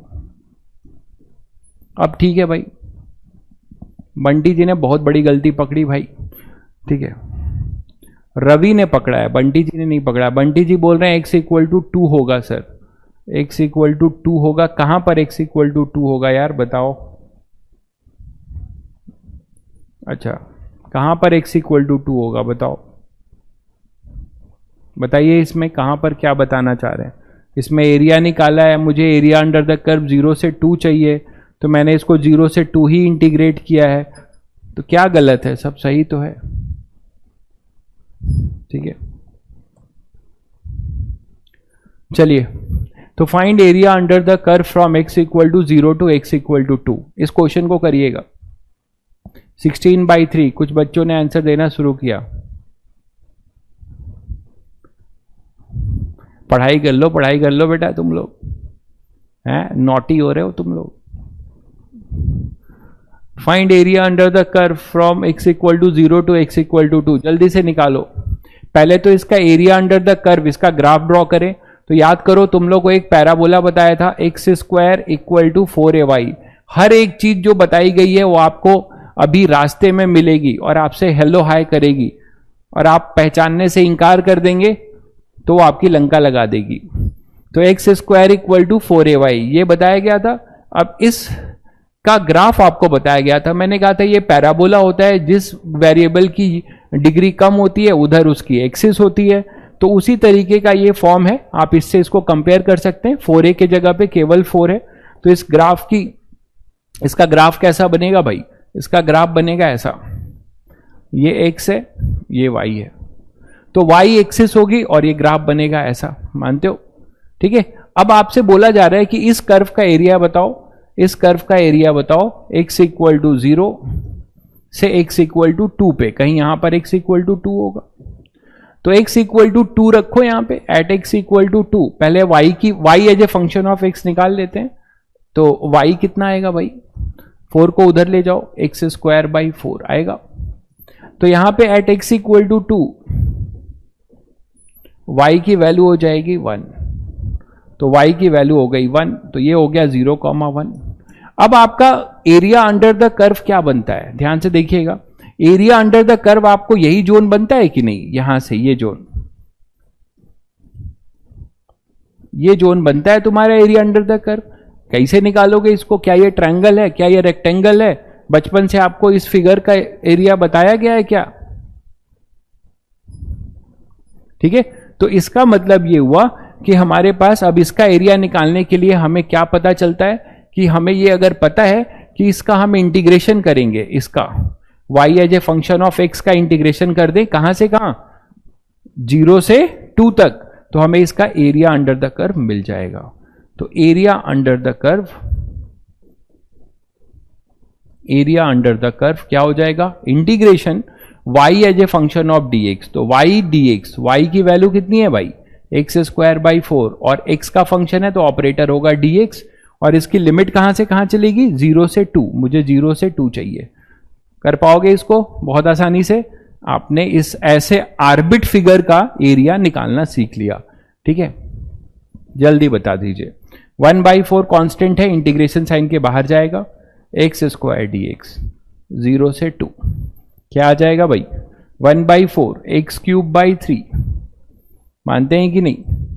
0 से 2, तो ये हो जाएगा 1/12, 4 इंटू 3, कॉन्स्टेंट बाहर ले आइए, ये हो जाएगा एक्स क्यूब। एक एक स्टेप हो रहा है, ध्यान से देखिए, समझ जाएंगे। तो क्या आ जाएगा? 1/12, अपर लिमिट पे value 2 cube minus lower limit पे वैल्यू 0 क्यूब।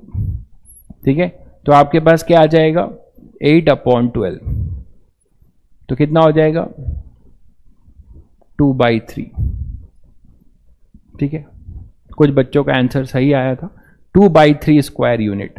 तो आपने क्या सीखा, एक बहुत बड़ा टूल सीखा कि डेफिनेट इंटीग्रेशन आपको एक बहुत बड़ी चीज बताता है कि किसी कर्व का y versus x graph draw करेंगे, ठीक है, area of rectangle minus area of sector equal to area of given figure, area of rectangle minus area of sector. बहुत बढ़िया भाई, बहुत बढ़िया, दिमाग चला रहा है लड़का। ये तो आपने सही सोच लिया, लेकिन इस सेक्टर का एरिया निकालोगे कैसे मेरे भाई, ये सर्कल नहीं है, इस सेक्टर का एरिया निकालोगे कैसे? आप ये देखो जरा, यहां से यहां की लेंथ है 2 और यहां से यहां की लेंथ है 1, क्या ये सर्कल है जो आप एरिया ऑफ सेक्टर बोल रहे हो मेरे भाई? रेडियस इज नॉट सेम, जो दिखता है वो होता नहीं है। शायद समझ गए, बट बच्चे को काबिले तारीफ है, उसने ऐसा कुछ सोचा, कुछ दिमाग चलाया, बहुत अच्छी बात। लेकिन आप समझ गए आप गलती कहां कर रहे हैं, ये सर्कल नहीं है मेरे भाई, ठीक है, this is not a circle, that's why anyhow we have to integrate it to find the area, and that is why हमें ये पढ़ना पड़ रहा है। ठीक है, क्लियर है? 4/6, 4/6 क्या, अरे वही बात है यार, 4/6, ठीक है, 4/6 मतलब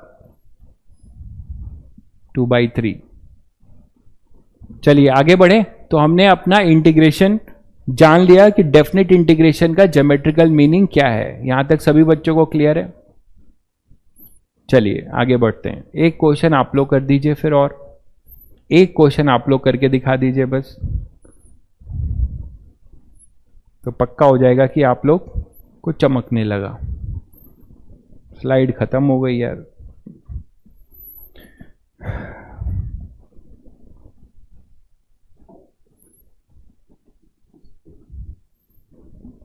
नेक्स्ट है, मान लीजिए आपके पास कि x स्क्वायर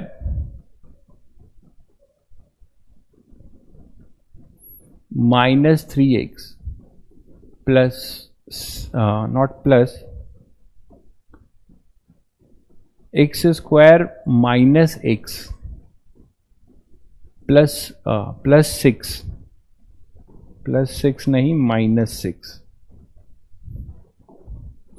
-6 dx, ठीक है, या ये छोड़ो,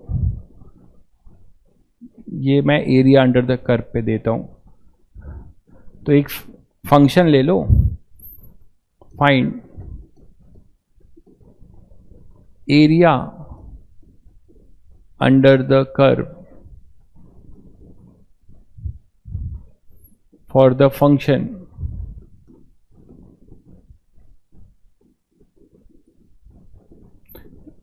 x स्क्वायर -x प्लस 6, ठीक है। इसका आपको एरिया अंडर द कर्व बनाना है। कहां से कहां बनाना है?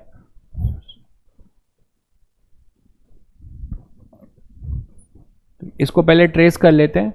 इसको आपको बनाना है फ्रॉम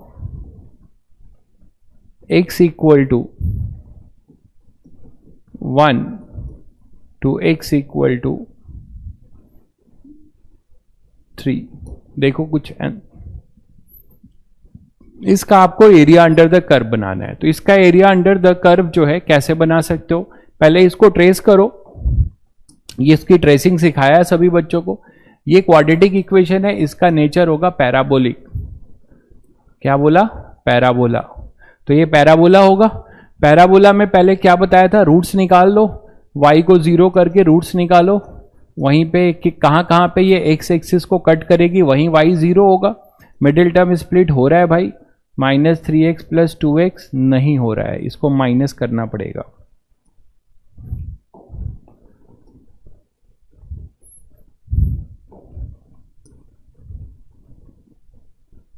तो ये हो जाएगा -6 equal to 0।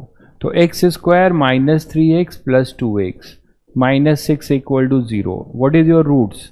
It is your x -3 plus 2 x -3 equal to 0। तो x इक्वल टू आया -2, x equal to 3। I think roots सभी बच्चे निकाल चुके हैं, रूट्स निकाल चुके हैं। अब उनको ट्रेस करना आता है, ठीक है।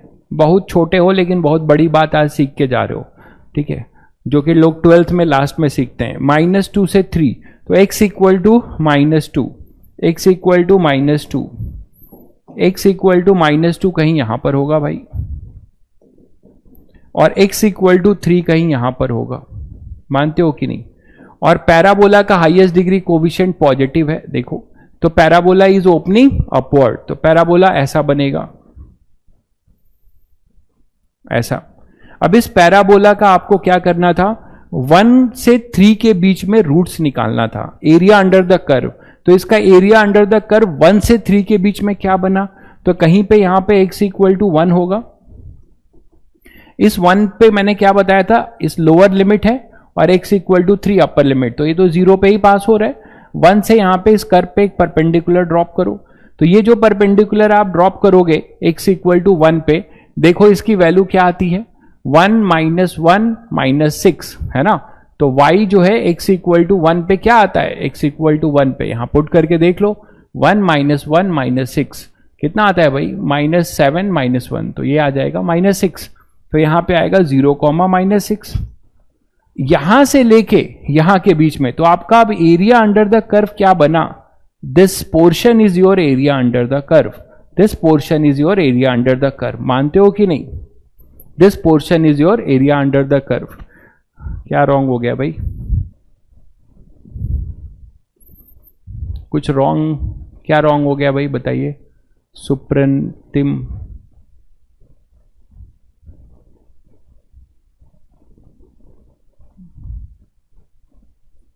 1 -6 होगा।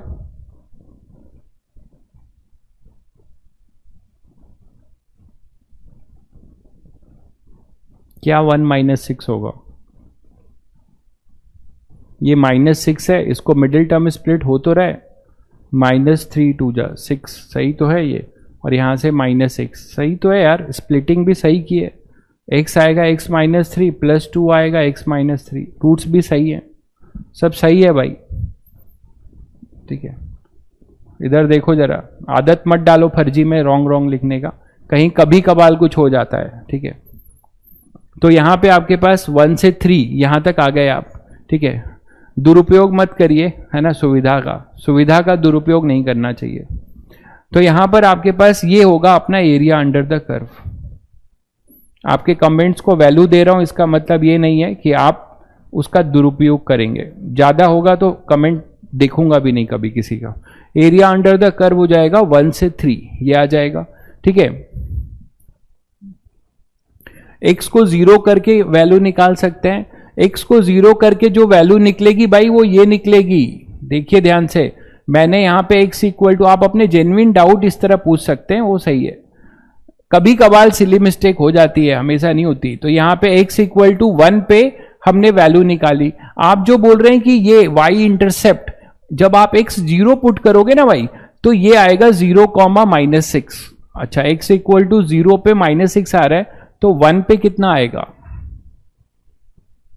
x इक्वल टू 0 पे आ रहा है -6, ओके। x इक्वल टू 0 पे -6 आ रहा है, तो 1 पे कितना आ जाएगा? x इक्वल टू 1 पे वैल्यू, x इक्वल टू 1 पे आपके पास कितना आ जाएगा? -6। ये कैसे आ रहा है कि 0 पे भी वैल्यू सेम आ रही, 1 पे भी सेम आ रही? How this is possible? x equal to 0 पे -6 आ रहा है, ठीक है, और x इक्वल टू 1 पे, x इक्वल टू 1 पे भी वैल्यू हमारी कितनी आ रही है?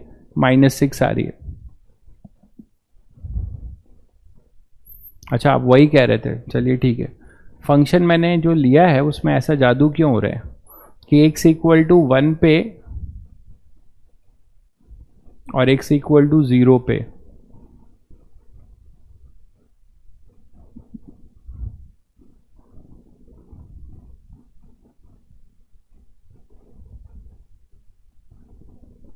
दो जगह इसकी वैल्यू फंक्शन की सेम आ रही है, ऐसे कैसे हो सकता है? और पैराबोला ओपनिंग अपवर्ड है, रूट्स भी आ रहे हैं -2 और 3, तो -2 और 3 रूट्स भी हैं। ठीक है, तो area under the curve x equal to 1 पे 1 करो यहाँ पे, तो यार 1 पे तो -6 ही आ रहा है, नो डाउट सही है आपका कंफ्यूजन। और x इक्वल टू 1 पे भी वैल्यू हमारी 1 पे भी जो है हमारा -7 + 1 -6 ही आएगा, और x इक्वल टू 0 पे भी। तो इसका मतलब फंक्शन सही गलत है क्या? दो वैल्यू कैसे ले सकता है? मैंने फंक्शन, मुझे लग रहा है कुछ, ठीक है, x की पर्टिकुलर वैल्यू पे y की एक पर्टिकुलर वैल्यू आनी चाहिए ना, दो वैल्यू एक नहीं आ सकती। मैंने फंक्शन थोड़ा गड़बड़ बनाया है। ठीक है, एक काम करते हैं, इसको 0 से कर लेते हैं, क्वेश्चन को मॉडिफाई कर दे रहा हूं तो थोड़ा सा कंफ्यूजन नहीं होगा। कुछ हमने डोमेन में कुछ डोमेन सही से नहीं लिया होगा क्वेश्चन बनाने में, यही दिक्कत है। x इक्वल टू 0 टू ले रहा हूं x इक्वल टू 3, हालांकि आंसर वही आएगा 0 पे, बट ग्राफ में प्रॉब्लम है ना, ग्राफ पे x इक्वल टू 0 पे ये आएगा, तो एरिया अंडर द कर्व आपके पास पूरा का पूरा ये हो जाएगा। इसको थोड़ा चेंज कर रहा हूं मैं, यहां तक आ गए आप। ठीक है, तो ये हो जाएगा। खैर हमें y की वैल्यू से लेना देना क्या है? हमें y की वैल्यू से लेना नहीं है, बट फंक्शन वो डिफाइन नहीं होता ना, इसीलिए मैंने ये कर दिया। अब ये पूरा हो जाएगा, ये x इक्वल टू 0 ले लो, पूरा एरिया अंडर द कर्व यहां से यहां चाहिए हमें, निकाल लो अब 0 से 1 के लिए। तो एरिया अंडर द कर्व के लिए इंटीग्रेट कर दो इस फंक्शन को, x स्क्वायर -x -6 dx, और ये हो जाएगा 0 से लेके 3 तक, इसे इंटीग्रेट कर दो। अब बता दो आंसर।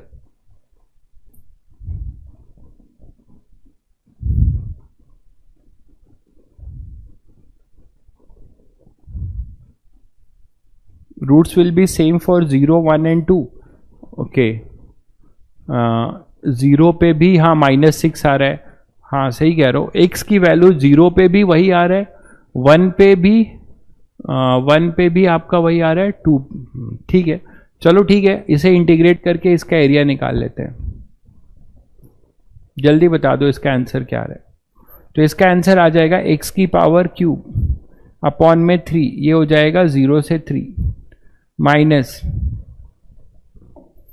इंटीग्रेट कर लो आप लोग, मैं ऊपर लिख दे रहा हूं, तो ये हो जाएगा अपना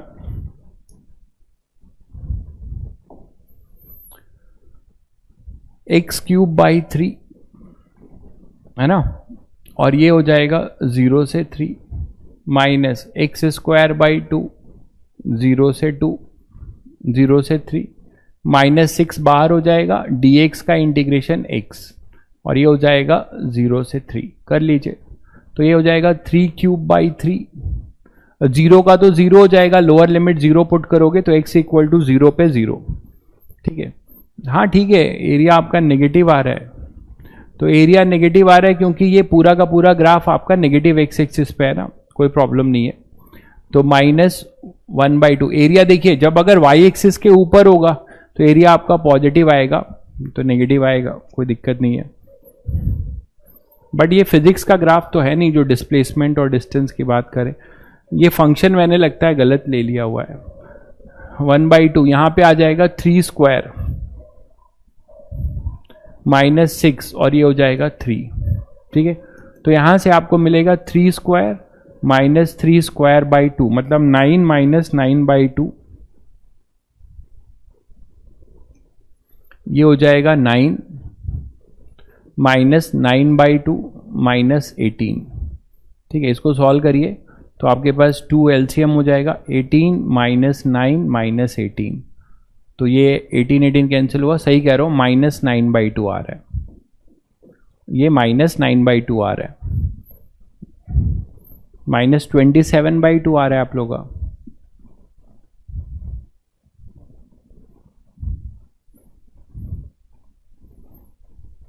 LCM सही है, ठीक है। तो कुल मिला के आपको ये मिलेगा। यहाँ पे फंक्शन हो सकता है, मैंने कुछ फंक्शन में क्या होता है कि x की यूनिक वैल्यू पे आपको y की यूनिक वैल्यू मिलती है, तो हो सकता है मैंने फंक्शन कुछ गलत ले लिया हो, जो डोमेन डिफाइन नहीं हो रहा हो, नहीं तो ये एरिया अंडर द कर्व आपका फिर नहीं तो पॉजिटिव आता फिर। ठीक है, चलो खैर आप समझ गए अल्टीमेट गोल क्या था कि एरिया अंडर द कर्व आप कैसे निकालते हो, ये आप समझ गए। ठीक है,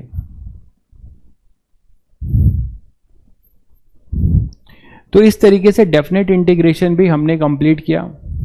एलसीएम क्या है, रॉन्ग है, ये 18, ये 36 होगा ना, सही है, ये 36 होगा। 18 माइनस 9 माइनस ये 36 हो जाएगा अपॉन में 2। अब ठीक है भाई, तो यहां से अब देख लो क्या आ रहा है। 18 माइनस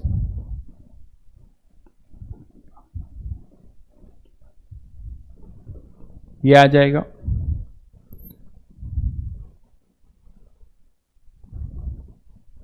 27/2 माइनस में आएगा। ठीक है, तो इस पे थोड़ा सा क्वेश्चन मार्क है क्योंकि एरिया है, एरिया आपके पास नेगेटिव इसलिए आ रहा है क्योंकि फंक्शन जो है मैंने थोड़ा सा गड़बड़ ले लिया है, समझ गए। यहाँ पे कुछ +6 होता तो हो जाता, बट मिडिल टर्म स्प्लिट नहीं होता। बट ये है तो क्वाड्रेटिक इक्वेशन यार, कोई दिक्कत नहीं है, क्वाड्रेटिक इक्वेशन तो ये भी है, तो इसका एरिया कुछ ना कुछ होगा। बट इसमें कुछ प्रॉब्लम हो रही है लिमिट में 0 से 3 वाले में। ठीक है,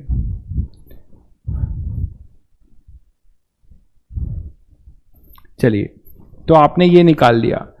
इस तरीके से आपने डेफिनेट इंटीग्रेशन सीखा, डिफरेंशिएशन सीखा। ठीक है, स्ट्रेट लाइन पैराबोला का ट्रेसिंग सीखा, बहुत कुछ आपने कर लिया। ठीक है,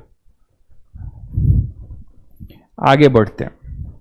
तो अब तुम लोगों ने ट्रिग्नोमेट्री तो पढ़ी ली होगी, अभी नहीं पढ़ी है ट्रिग्नोमेट्री, थोड़ी बहुत ट्रिग्नोमेट्री। चलो कुछ लॉग की प्रॉपर्टी बता दे। लॉगरिथमिक पढ़ लिया, लॉग पढ़ लिया सभी बच्चों ने लॉग पढ़ लिया। डबल डिफरेंशिएशन क्या होता है, एक बार डिफरेंशिएट करो फिर दोबारा डिफरेंशिएट करो, उसी को डबल डिफरेंशिएशन कहते हैं। पढ़ लिया है ना लॉग, तो उसको बताने की जरूरत नहीं है। चलो ठीक है, जैसे एक बच्चा बोल रहा है सर डबल डिफरेंशिएशन, जैसे x³ + 2x² + 1 है, इसको हमें डिफरेंशिएट करना है। चलो एक कर ही देते हैं question. Find d²y/dx² eight x = 2। हमें इस फंक्शन की वैल्यू बतानी है d²y/dx²। ठीक है, ट्रिगो नहीं हुई आपकी। ठीक है, ट्रिगो में मुझे बहुत ज़्यादा नहीं, कुछ मैं आपको होमवर्क दूंगा, थोड़ा बहुत, हमें बहुत थोड़ा ट्रिगो चाहिए।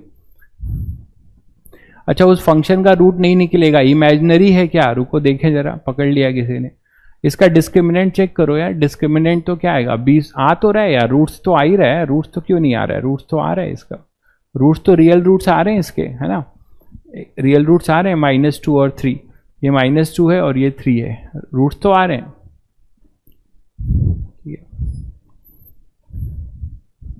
तो यहां पे इसका हमें करना है, तो देखो इसको हम कैसे लिखते हैं, d²y/dx² का क्या मतलब होता है, this is equal to d/dx of dy/dx। मतलब एक बार डिफरेंशिएट करो फिर जो आएगा उसको फिर डिफरेंशिएट करो, इसको हम ऐसे लिखते हैं।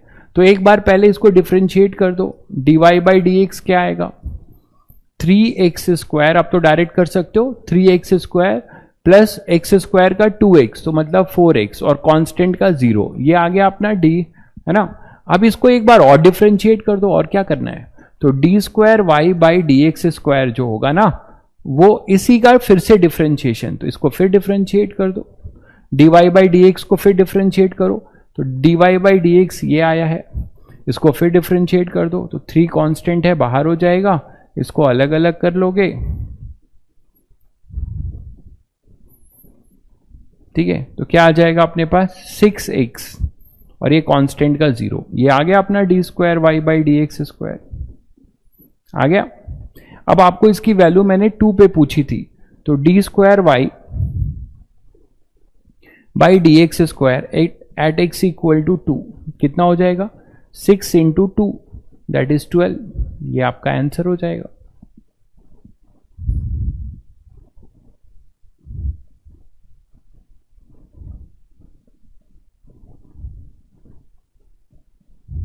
ठीक है, तो पहले हमने इसको डिफरेंशिएट किया, डिफरेंशिएट करने पे हमें मिला 3x square plus 4x। Clear है सभी बच्चों को? 3x square plus 4x। अब इसको फिर डिफरेंशिएट किया, तो इसको डिफरेंशिएट करेंगे तो अपने पास क्या होगा, x स्क्वायर का डिफरेंशिएशन 2x, तो वो 3x हो गया। अच्छा ये 4x था, ओके ये 4x था भाई, ये 4x था। ठीक है, तो 4 बाहर हो जाएगा ना, और ये इसको आप डिफरेंशिएट करोगे तो dx क्या होता है 1, तो 6x प्लस 4 हो जाएगा। इसमें अब वैल्यू पुट करोगे तो 6x प्लस 4 की वैल्यू पुट करोगे तो हमारे पास आ जाएगा 6 इंटू 2 प्लस 4, तो कितना हो जाएगा 16। ठीक है, तो 16 अपना इसका वैल्यू होगा।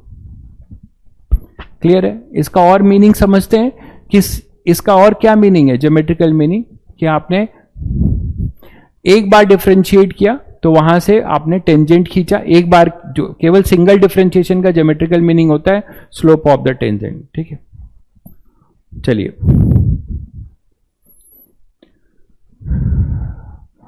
तो यार ये वाला क्वेश्चन हटा ही देते हैं। ठीक है, इसमें मुझे एरिया अंडर द कर्व में तो ठीक है, ये तो कोई प्रॉब्लम नहीं है, बट इसके फंक्शन में प्रॉब्लम लग रही, तो ये क्वेश्चन हटा दिया जाएगा।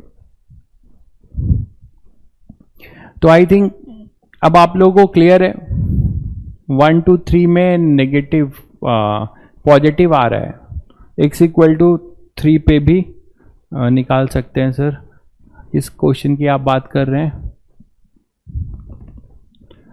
चलिए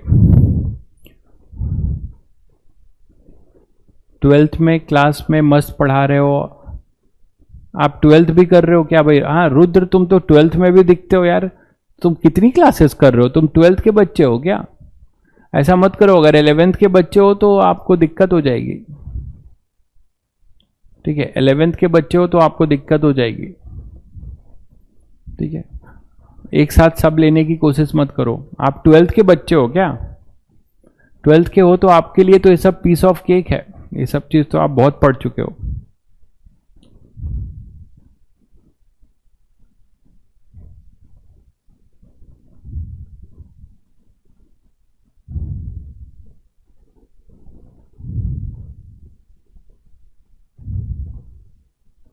चलो ठीक है, x प्लस लेके कर लेंगे, वो क्वेश्चन मैं समझ गया था, उसमें मैंने जो क्वेश्चन बनाया वो फंक्शन सही नहीं लिया था, मे बी उसी से वो दिक्कत हो रही होगी। ठीक है, अरे भाग क्यों रहे हो, भागना चाह रहे हो क्या आज? चलो एक क्वेश्चन कर लें, जाते जाते 2-3 क्वेश्चन कर लो, भागो नहीं यार, वीर तुम बढ़े चलो, डटे रहो यार, कहाँ भागे जा रहे हो? कल से वेक्टर शुरू होगा, टेंशन मत लो, कल से हम लोग वेक्टर शुरू करेंगे। चलो 2 क्वेश्चन करके जाओ, 5 मिनट में देखें कौन बच्चा करता है, जल्दी से करके देना।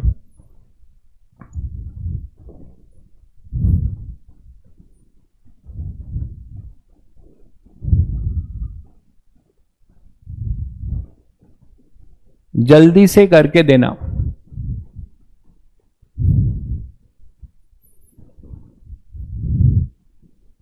जल्दी से, चलो एक क्वेश्चन दिया।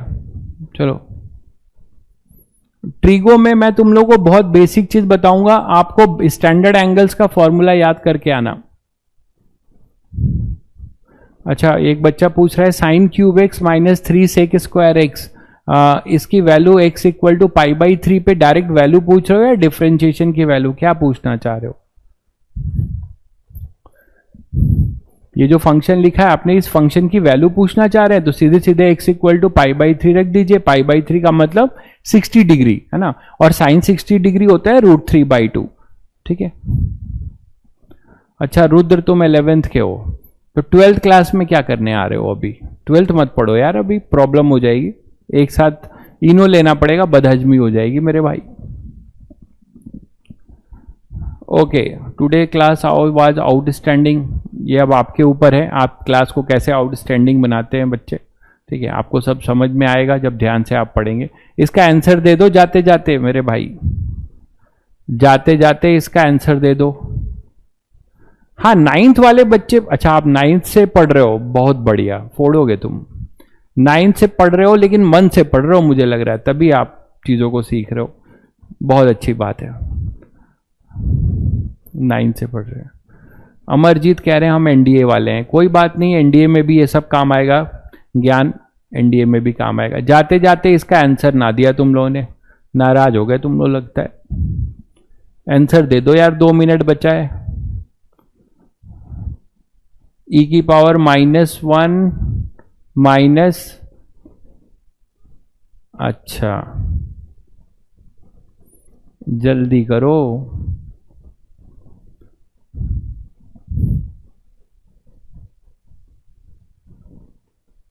कुछ बच्चों ने कर लिया, बहुत बढ़िया बहुत बढ़िया। अरे यार रिवाइज कैसे क्या करें, रिवाइज करने के लिए तो आपको बताया, लेक्चर अभी खत्म होता है, नोट्स लो, नोट्स को रफ कॉपी पे, अगर आपने फेयर कॉपी बना ली है तो उसको साथ साथ में रिवाइज करते हुए खुद से करते जाओ। पनवेल निकलना है, अच्छा जी, चलो कर देता हूं, पनवेल चले जाना तुम। तो यहां पे आएगा e की पावर -x dx 0 से 1 प्लस e की पावर x dx, कहां भागा जा रहा है ये भी, 0 से 1।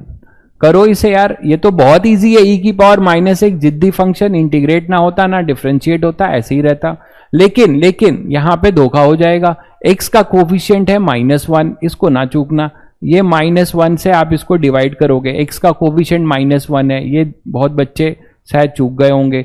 0 से 1 प्लस e की पावर x 0 से 1, ठीक है, और ये हो जाएगा आपके पास, इसका कोफिशिएंट तो 1 ही है तो 1 हो गया, तो क्या आएगा -1, इसकी अपर लिमिट होगी e की पावर -1, फिर माइनस e की पावर 0 होगा, e की पावर 0 1 होता है, बहुत बच्चे इसको 0 लिख देंगे, प्लस e की पावर यहां होगा 1 माइनस e की पावर 0, और e की पावर 0 जान लो 1 होता है, इनफैक्ट आप सब जानते हो x की पावर 0 भी 1 होता है। तो इसी तरीके से तो कितना हो जाएगा यार बताओ, माइनस ये हो जाएगा 1/e -1, ठीक है, और प्लस e -1, बोलो भाई e -1। अब इसको ओपन कर दो, ओपन कर दोगे तो क्या होगा -1/e, और ये माइनस माइनस +1, और यहां पे प्लस e, -1/e +1, तो -1/e, ठीक है, और ये +1, और ये प्लस e -1, तो -1 +1 कैंसिल हुआ, तो e -1/e आएगा। इसका आंसर आएगा e -1/e, ये आंसर आएगा भाई e -1/e, ठीक है, समझ गए सभी लोग। e की पावर -1 में बहुत बच्चों ने ये मिस किया होगा, इसलिए उनका आंसर नहीं आ रहा था। ये x का कोफिशिएंट है यहाँ -1, इसको डिवाइड करना होगा, ठीक है, और फिर यहाँ पे e की power -1 upper limit minus e की पावर 0, प्लस यहाँ पे भी वही किया, फिर यहाँ 1/e -1 ओपन कर दिया, ओपन कर दिया तो आपके पास आ गया ये, ठीक है। चलिए फिर जो भी अभी तक पढ़ा है बच्चों, बहुत ही मैं आपको रिक्वेस्ट कर रहा हूं, बहुत मेहनत से पढ़ा है, इसको पूरा रिवाइज कर लीजिएगा, क्योंकि वेक्टर के साथ जब ये चीज हम काइनेमेटिक्स में इंटर करेंगे तो मैं ये बताने से रहा कि ये कैसे हो रहा है, ठीक है, इसके लिए आपको इतना तैयार किया गया है, तो इसको बहुत मेहनत से कर लीजिए। जितना पढ़ा है बस उतना पढ़ना है, इस चैप्टर को किसी बुक से नहीं पढ़ना है, ठीक है, जितना केवल मैंने पढ़ा है उतना ही पढ़ना है। कोई बुक उठाओगे तो दिक्कत हो जाएगी, उसमें बहुत कुछ दिया हुआ है, ठीक है, तो परेशान हो जाओगे। चलिए फिर मिलते हैं कल।